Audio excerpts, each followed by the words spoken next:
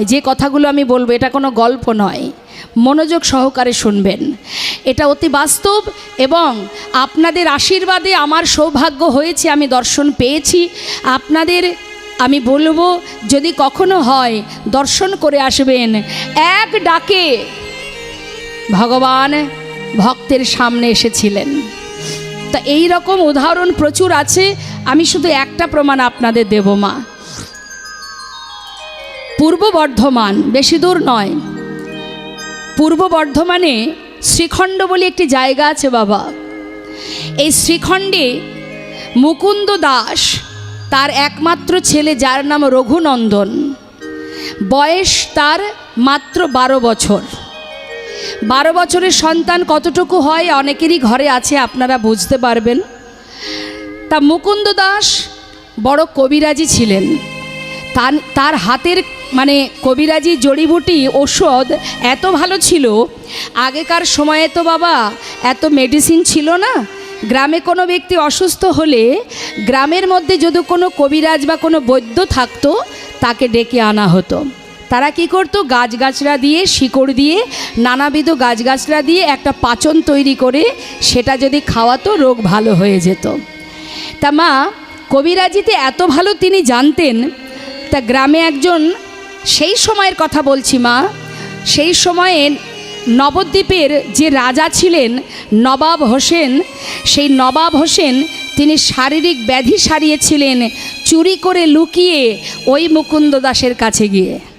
হ্যাঁ, তা সেই মুকুন্দ দাস, গ্রামে একটা ব্যক্তি অসুস্থ, সেখানে তাকে যেতে হবে। এদিকে ঘরে আছে তার ছোট্ট সুন্দর গোপীনাথ বিগ্রহ, গোপীনাথের সেবা তাকে দিতে হবে। তাই মুকুন্দ দাস বড় চিন্তায় যে আমি একা মানুষ কোন দিকে যাব। শুনুন একটু মন দিয়ে এই কথাটা, তাতে আপনাদেরই লাভ। হ্যাঁ, ভক্তি কাকে বলে দেখুন মা। এবার ছোট্ট ছেলে, 12 বছরের ছেলে এসে বলছে, বাবা বাবা তুমি কি চিন্তা করছো? মুখে হাত দিয়ে ভাবছে। তা জিজ্ঞাসা করছে, কি হয়েছে তোমার, এত চিন্তা কিসের? মুকুন্দ দাস বলছে, তুই বুঝবি না। কেন বুঝবো না? তুমি আমাকে বলো কি হয়েছে, তোমার কি চিন্তা?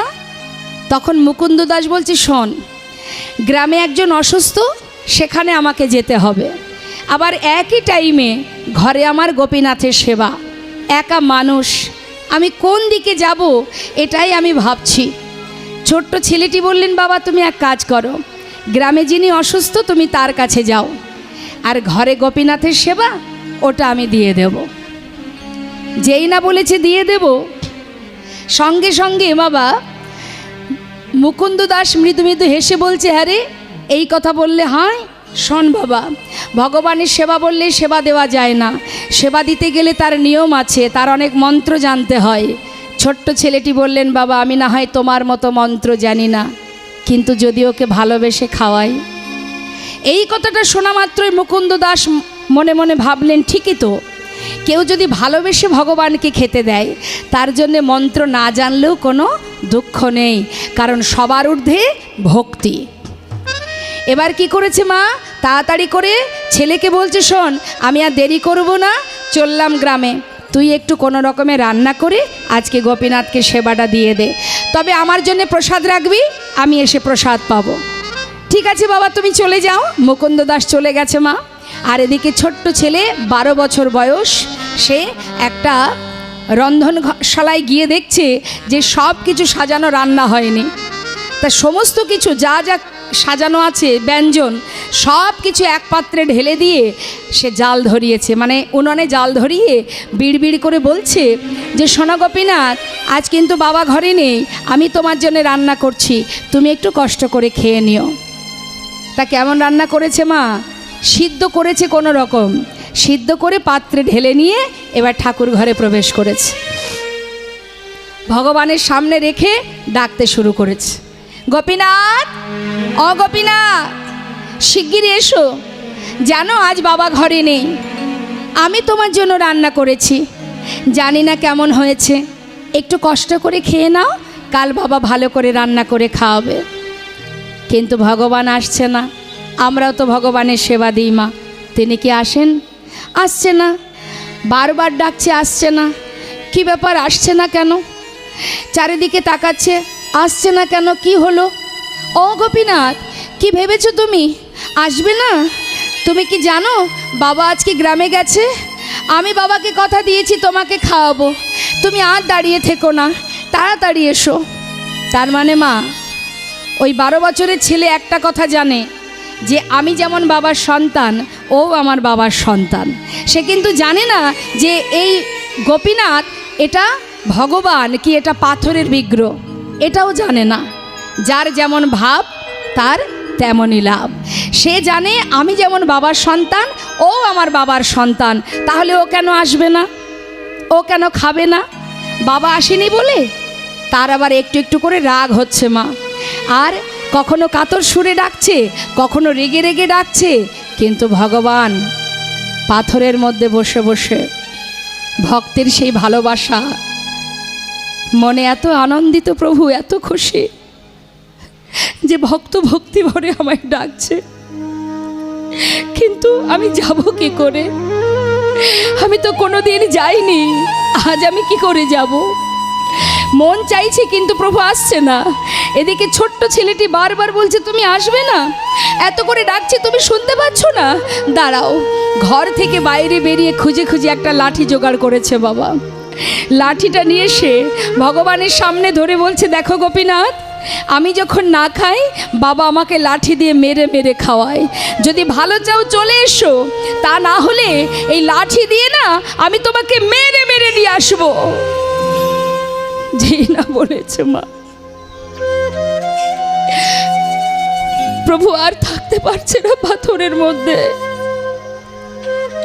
চঞ্চল হয়ে গেছেন প্রভু।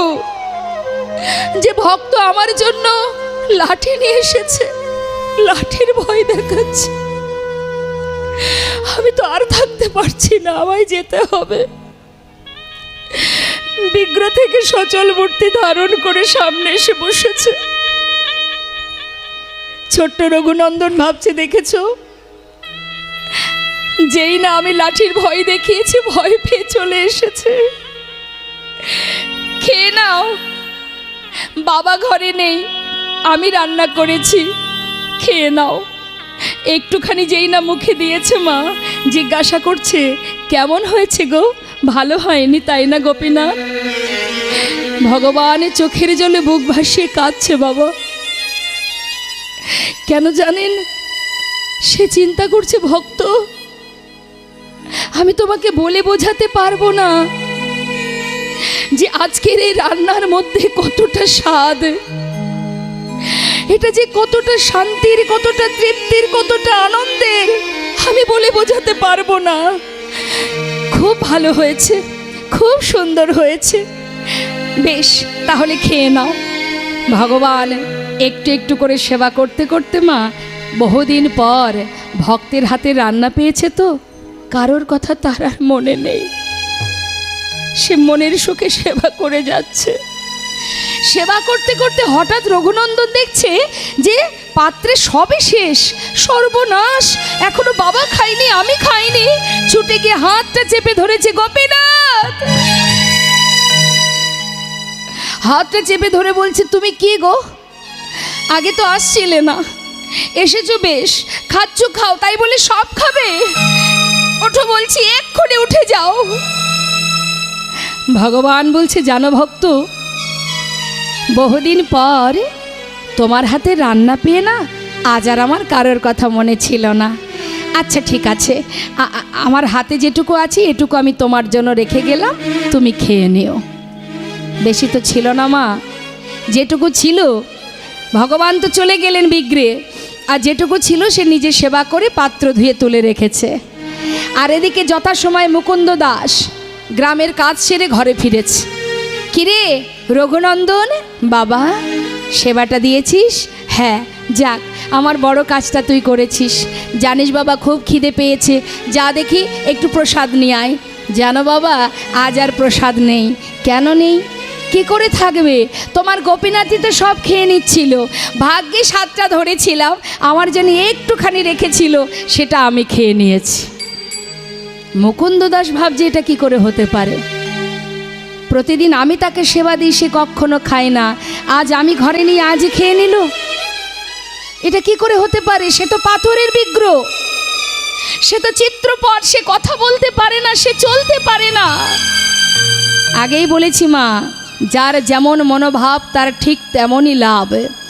সে জানে পাথর, সে জানে চিত্রপট, আর সন্তান জানে সে আমারই মতো বাবার সন্তান। তাই সে দেখা পেল, বাবা পেল না। মুকুন্দ দাস মনে মনে ভাবছেন, আমার ছেলে এত বড় মিথ্যা কথা বলতে শিখেছে, বিক্রির নামে দোষ দিচ্ছে, আমি তো ছেলেকে হাতে নাতে ধরবই। তাই তিনি বুদ্ধি করে ছেলেকে হাতে নাতে ধরবে বলে পরের দিন সকালবেলা ছেলেকে বলছে, শোন, তুই ভালো সেবা দিতে শিখেছিস, আজও আমাকে গ্রামে যেতে হবে, তুই আজকে রান্না করতে হবে না, গোপীনাথের জন্য নাড়ু তৈরি করা আছে, নাড়ুটা ভোগ দিয়ে দিস, আমি চললাম। ছোট্ট ছেলে বললেন, ঠিক আছে বাবা, চলে যাও।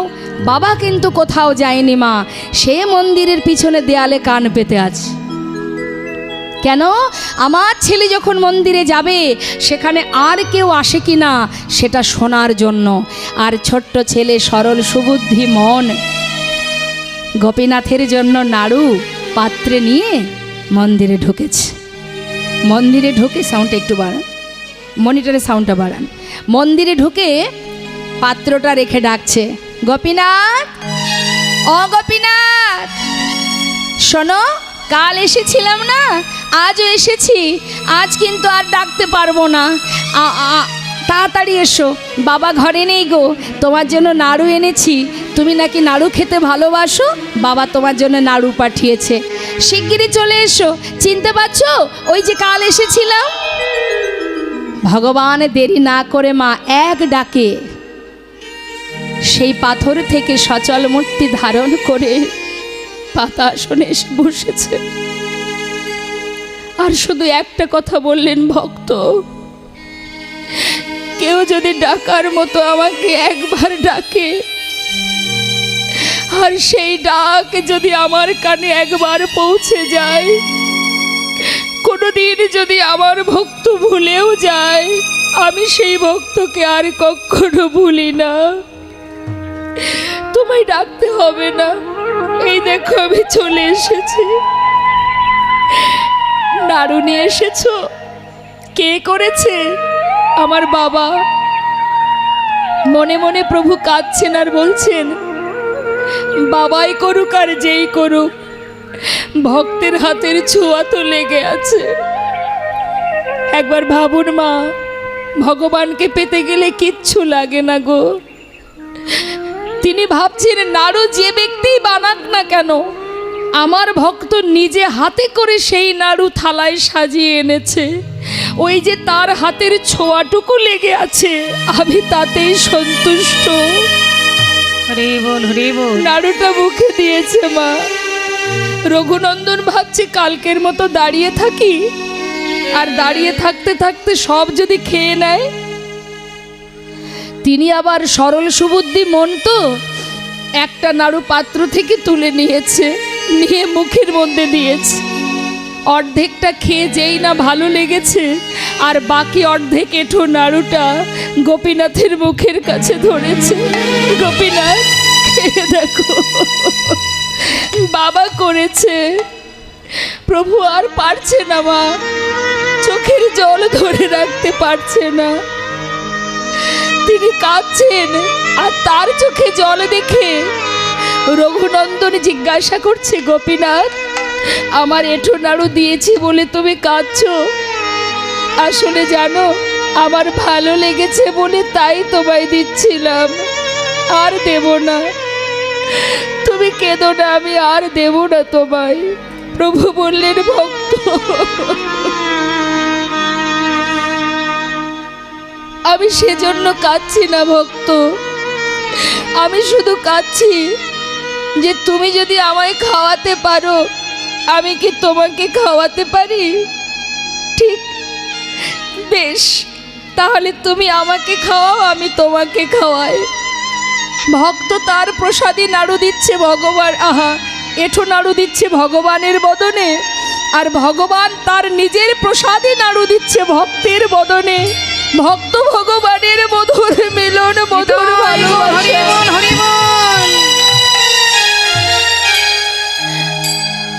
মন্দিরের বাইরে যিনি আছেন মুকুন্দ দাস, হঠাৎ তার কানে এলো যে মন্দির থেকে দ্বিতীয় কোনো একজনের কণ্ঠ শোনা যায়। তিনি ছুটে গিয়ে দরজাটা যেই না খুলেছে মা, দেখছে ভগবান তার আগেই ওই বিগ্রহে গিয়ে মিলিত হয়েছে। যার হাতে ছিল বাঁশি, আজ তার হাতে নাড়ু দর্শন করে মুকুন্দ দাস ছুটে গিয়ে নিজের সন্তানের চরণটা বুকে জড়িয়ে ধরে কাঁদতে শুরু করলেন। আমায় ক্ষমা করে দে বাবা, আমি তোকে ভুল বুঝেছি। আমি যাকে পাথর ভেবেছি তার দেখা আমি পাইনি, কিন্তু তুই নিজের জন ভেবে ভালোবেসেছিস বলে একদিনেই তুই তার দেখা পেলি বাবা, আমায় ক্ষমা করে দে। যেটা আজও বর্তমান মা, যদি ভাগ্যে থাকে দর্শন করে আসবেন। শ্রীখণ্ড নিবাসী শাস্ত্রে বললেন, অদ্যাপি শ্রীখণ্ডপুরে অর্ধনাড়ু আছে করে, দেখেন যত ভাগ্যবান জনে। শ্রী রঘুনন্দনে যে অভিন্ন মদন, সে উদ্ধব দাস রসভনে। তাই ডাকার মতো শুধু একবার ডাকো, যে ডাকার পিছনে কোনো হৃদয়ে কামনা বাসনা থাকবে না। পবিত্র হৃদয় দিয়ে শাস্ত্রে বললেন, গৌরাঙ্গ বলিতে হবে পুলক শরীর, হরি হরি বদনে নয়নে বহেনীর। গুরুচরণ সার করো আর ভগবানকে জানাও দয়াময়, পেয়েছিলাম মানব জনম, হরি বলবার জন্য বদন পেয়েছি, পারলাম না প্রভু। দেখতে দেখতে গোনা দিন চলে গেল, তোমাকে ভালোবাসতে পারলাম না। তাই তোমার চরণে নিবেদন, কৃপা করে আমাদের মতো পতিত জীবকে তুমি পার করে নিয়ে যাও।